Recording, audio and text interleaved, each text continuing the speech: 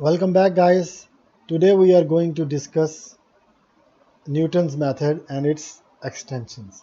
So Newton's method, or sometimes called Newton-Raphson method, is one of the most powerful and well-known numerical method for solving root finding problem. So in Newton's method,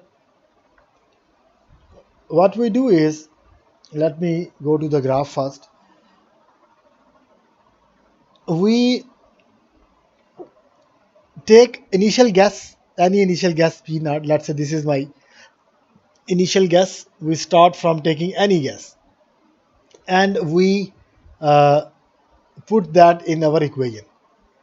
So if at f of p naught, it will be either positive or negative, right? If f of p naught is 0, it means this is the root, we are done, right? But again, it will never happen. Or where? So at p naught, you got this point. So instead of looking at the function, whether it's positive or negative, we look at the tangent line. We draw a tangent line here. You see, this is the tangent line, right? This one. So a tangent line hits the x-axis here. This is my next iteration, P1. This is my new guess.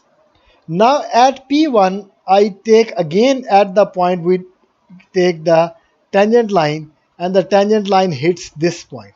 This is my third iteration, P2. Again, I take the, so you see, this was my root, exact root was this P.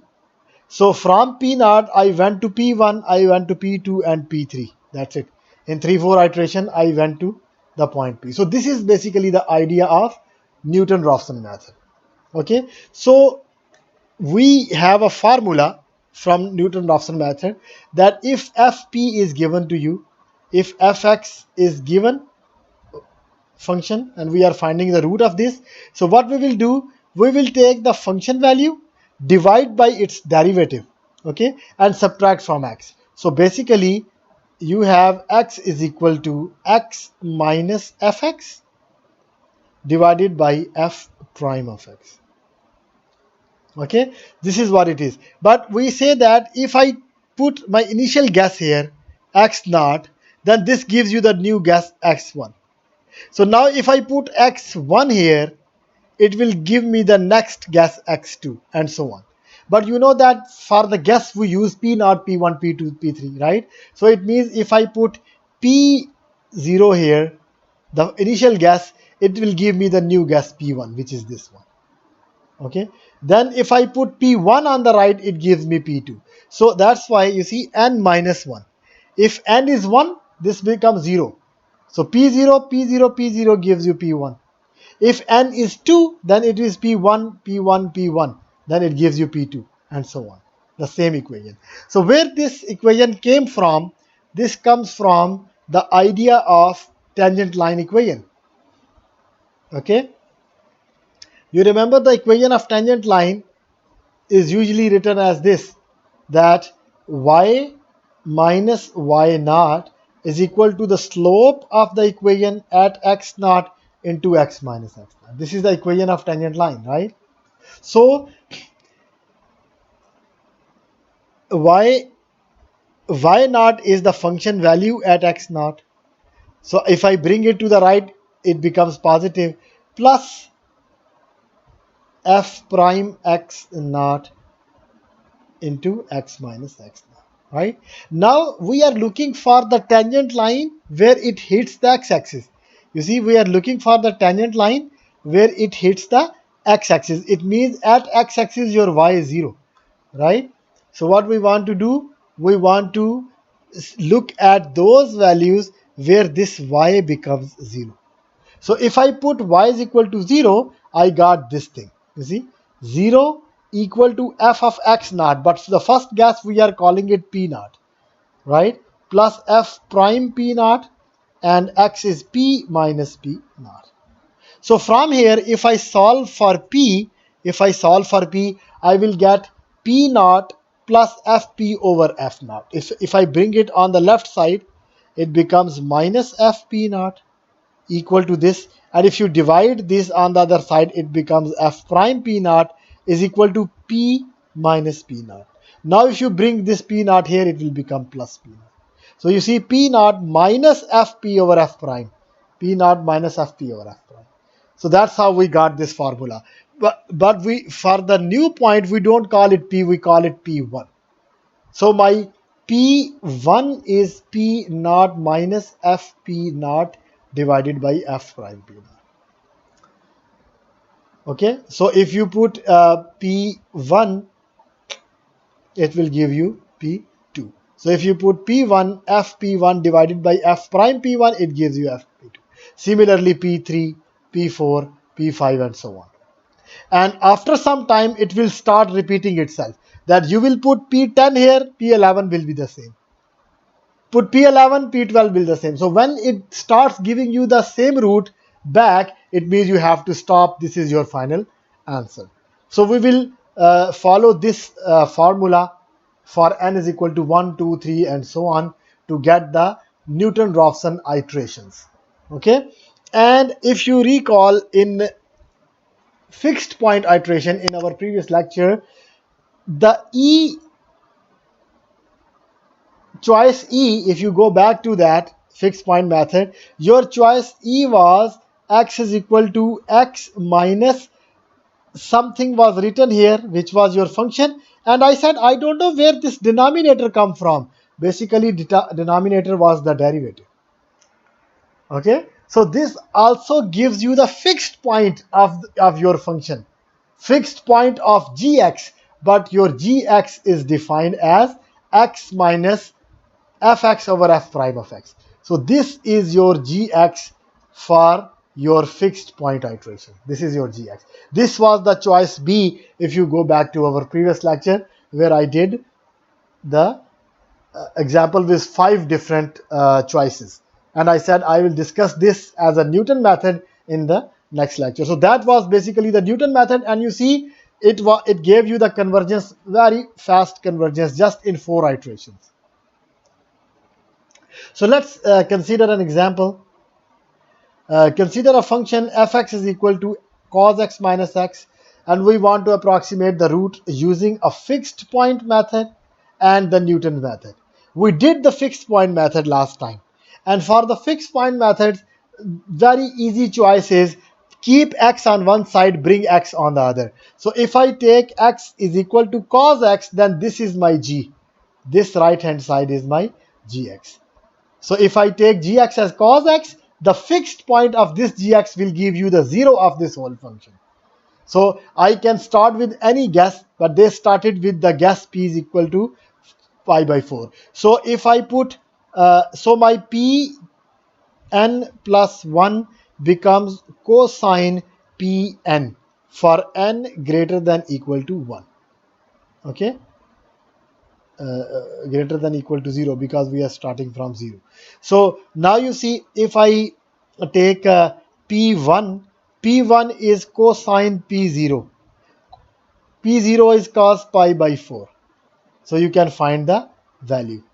Okay, similarly now p2 will be cosine p1. Cosine p1 is the new value. We calculated these values in the table. So if I take this table, 2.3 gives you the fixed point method. So this is your p0, pi by 4. This is your p1. This is your p2. This is your p3, right? So this was cosine pi by 4. Then this was cosine p, this is p1. At 0 iteration, this is p1, right? This is pi by 4, okay. Then this is cos pi by 4. This p2 is cos p1. This p3 is cos p2 and so on. So you got, after 7 iteration, you got this root. But for Newton-Raphson method, I take f as it is. So my function for Newton-Raphson method is cosine x minus x, right? So if I take the derivative of cosine x is minus sine x minus 1. This is the derivative which is written here as well, right? Now I need to put this in my equation. So my equation is Pn is equal to Pn minus 1 minus function value at Pn minus 1. This is my function value at Pn minus 1. So cos x becomes Pn minus 1 minus x, which is Pn minus 1, divided by f prime, which is minus sine x. X is Pn minus 1 and minus 1. Okay, so this is my formula. See written here, the same one. Now if n is 1,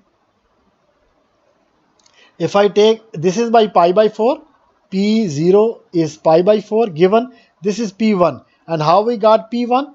P1 is P0 minus cosine P0 minus P0 divided by minus sine P0 minus 1. So if you put P0, P0 is pi by 4,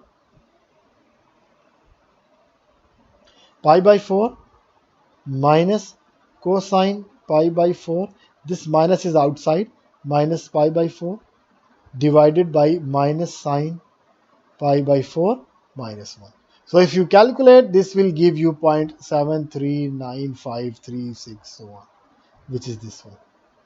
Okay, now you will put this in our formula, because from here now P2 will be P1 minus cos P1 minus P1 over minus sine P1 minus 1. So now P1 is this new point P1 will come here. You will put this point here, here, here, here and here.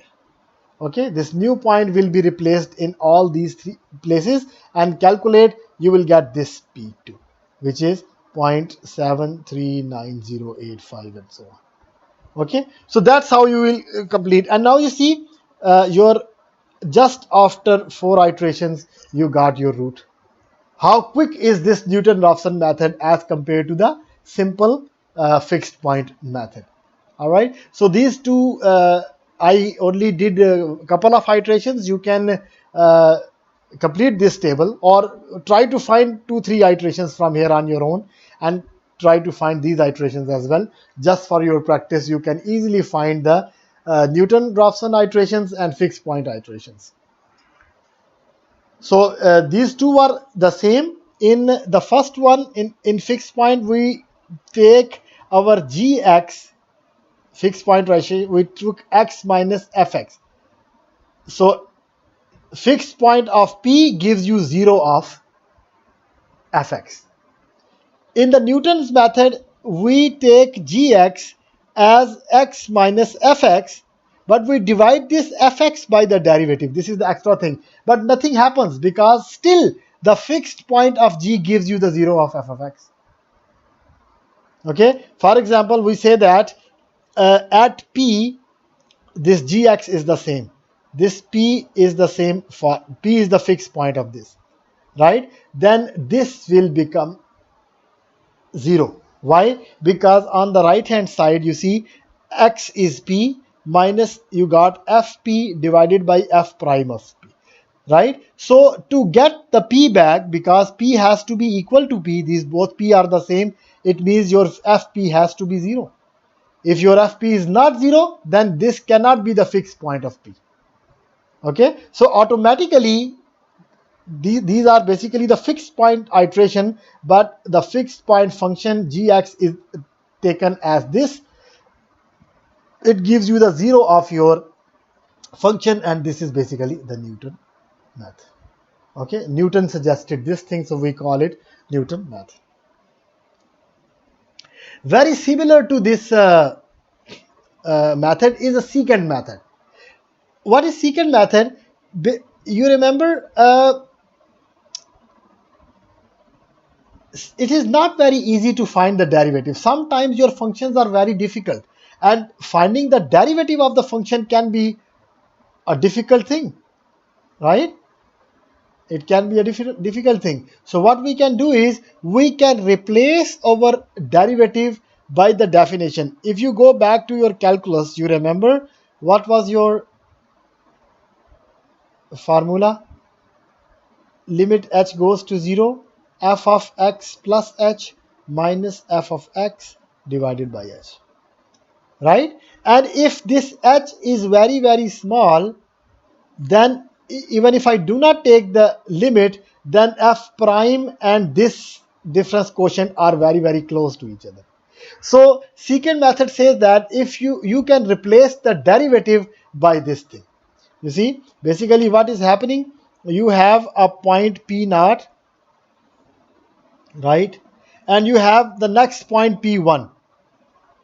So instead of getting the slope here, you get the secant line, which will be little off. This is the tangent line, which gives you the slope f point f prime p naught. But this is the secant line, which is not exactly tangent line, but it is very close. This slope of the secant line is f of p1 minus f of p naught divided by p1 minus p naught. So you can replace the derivative by this expression. You can replace the derivative by this expression. So here in the formula, we only replace the derivative. You see, function is there.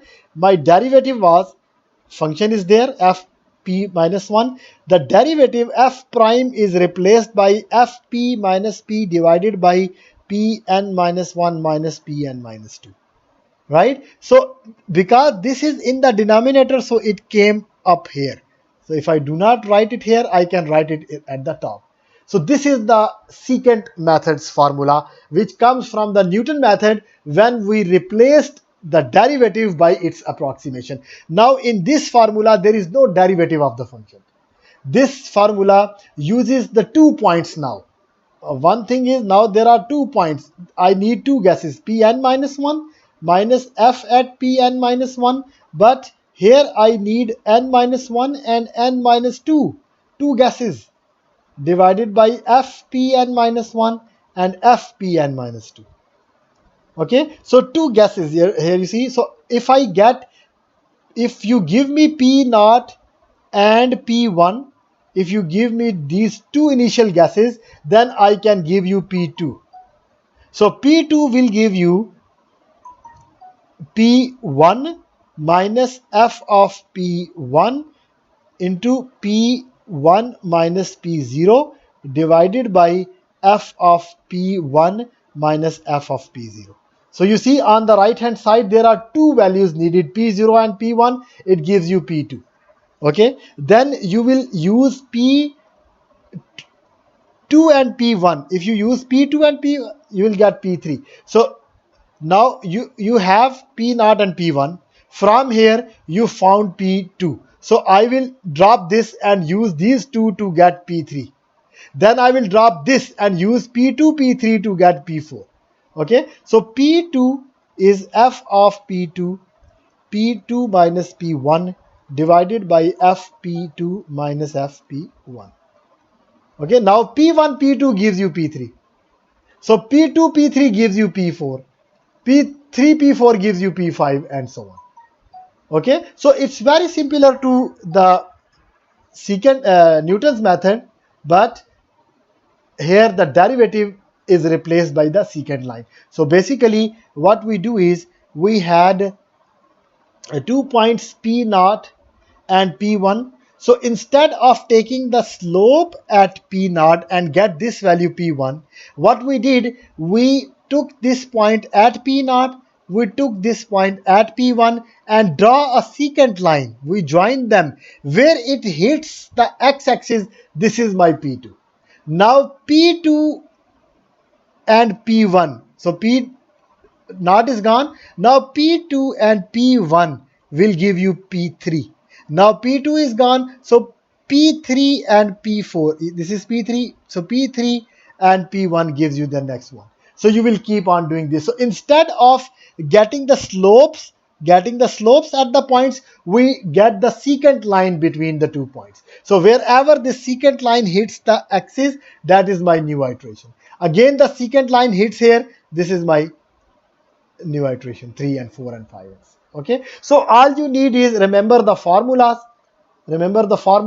So, and remember one more thing, that in Newton methods you need just one initial guess.